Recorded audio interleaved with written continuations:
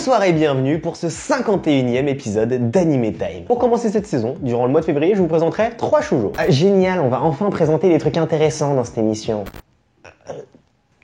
Et merde, maintenant il y en a 4. Dis-toi que ça aurait pu être pire, mais effectivement ça aurait pu être pire. Mais du coup t'es qui toi? Je suis ton âme d'enfant, je serai là que pour cet épisode. Et puis t'es qui en fait pour me parler comme ça? Je vous propose de commencer cette saison par l'un des tout premiers animés que j'ai vus de ma vie. Cherche pas, il viendra pas. Aujourd'hui, je vous présente Sugar-Sugar-Rune, aka Chocolat et Vanilla. Non mais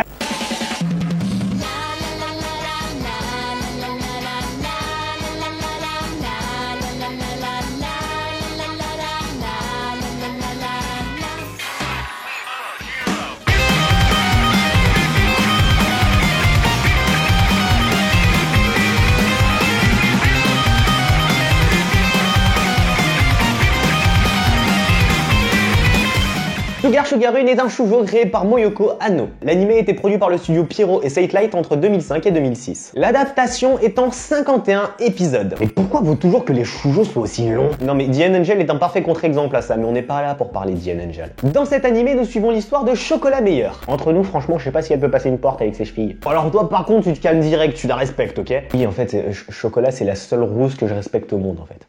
Chocolat, c'est une fille assez téméraire, assez hyperactive, très agressive, l'exact opposé de son amie Vanilla Mieux. Ah bah putain, son nom il est pas mieux. Ferme ta gueule. Bref, Vanilla, c'est la fille de la reine Candy, la souveraine du royaume magique. Chocolat et Vanilla ont été choisis parmi plein de candidates qu'on n'a jamais vues d'ailleurs, pour prétendre au titre de reine. Non mais en même temps, qui est-ce qui a eu l'idée d'envoyer ces deux grognasses? Oui, en fait, si vous vous posez la question, Chocolat et Vanilla sont des sorcières. Des sorcières en carton, mais des sorcières quand même. Mais comment l'une des deux pourrait accéder au titre de souveraine du royaume magique? Très bonne question. Pour ce faire, elles doivent se rendre dans le monde des humains et collecter un maximum de cœurs.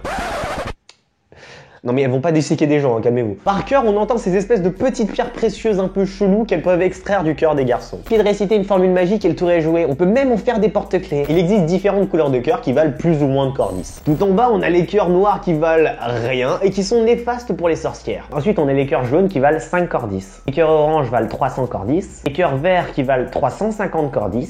Les cœurs arc-en-ciel à 500 cordis qui ont comme seule particularité de ne pouvoir être obtenus qu'à partir d'une fille. Il y a aussi les cœurs roses qui commencent déjà à valoir pas mal, 1000 cordis. Les cœurs violets, 2500 cordis. Et t'as les cœurs rouges qui te niquent ta mère niveau prix, 5000 cordis. Il y en a d'autres dans l'anime, mais vous pourrez les voir par vous-même. Dans le monde des humains, elles auront un mentor assez spécial nommé Lovin, un idole dans le monde des humains. Ouais, donc je te disais et tout.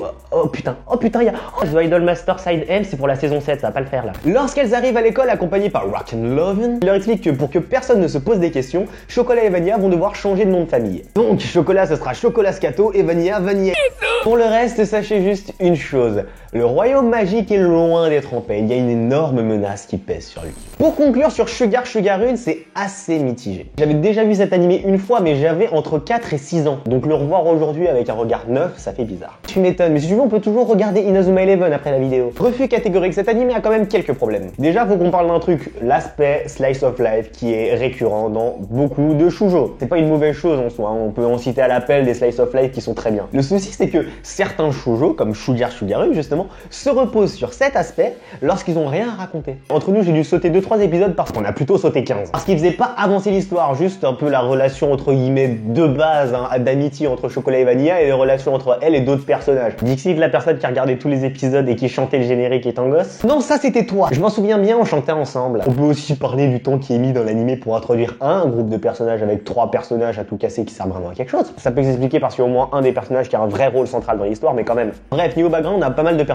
Ça va, je respire, on n'est pas largué. L'histoire en elle-même, elle est un peu classique. D'un côté, t'as un Magical Girl, t'as MTC. De l'autre, on peut pas nier qu'il y a quand même une petite part d'originalité. Franchement, ils ont bien ficelé les trucs. Pour le background, ce sera une étoile. Alors l'intrigue, c'est simple, elle est aussi plate que Vanilla. En fait, on peut la résumer en quelques questions. Déjà, 1, laquelle va devenir reine? 2, est-ce que... 3, est-ce qu'un être humain va vraiment spotter que ce sont des sorcières? Y a pas que ça, j'en ai juste résumé quelques-unes, mais pour un animé où un quart des épisodes ne font pas avancer l'intrigue, on va dire que ça passe. L'intrigue, ce sera aussi une étoile. Au niveau de l'animation, Sugar-Sugar-Rune a été fait en 2006, et comme je vous l'ai déjà dit, les animés vieillissent très bien. On va évidemment oublier les yeux, hein, ses propres shoujo. Pour l'animation, ce sera une étoile. Au niveau de la cohérence, alors là, Va falloir qu'on m'explique quelque chose. Non, parce que franchement, je sais pas comment vous avez fait, les gars. Niveau cohérence entre les épisodes, déjà, ça se rapproche pas mal d'un bac à test vers la fin. Pour vous expliquer, à la fin d'une mésaventure, Levin dit à Chocolat et Vanilla qu'il leur reste plein de temps et plein d'aventures à vivre dans le monde des humains, qu'il leur reste également plein d'épreuves. L'épisode après, dernière épreuve, du génie. Oh, si tu veux, on peut parler de la trame scénaristique d'un de tes animés préférés. Laisse Zero no Tsukaima en dehors de tout ça. À côté de ça, j'ai appris quand même que la fin dans l'animé et dans le manga sont différentes. Attention, gros spoiler en approche.